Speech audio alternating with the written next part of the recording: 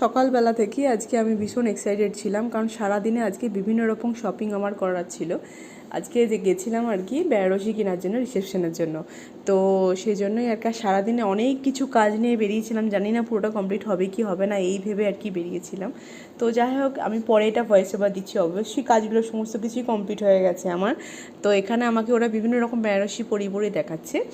তো ওরা পুরোপুরি কেমন পড়াচ্ছে না যেন, হচ্ছে পুরো রিয়েল পড়াচ্ছে না, খুব সুন্দর করে পড়াচ্ছিল ওরা। যাই হোক, ওদের টেকনিক আছে ব্যাপারগুলো। এখানে ওরা দুটো শাড়ি আমাকে পরিয়ে দেখাচ্ছিলো। 3 নম্বর শাড়িটা আমি নিয়েছি, যেটা কিন্তু তোমাদের আমি দেখাইনি।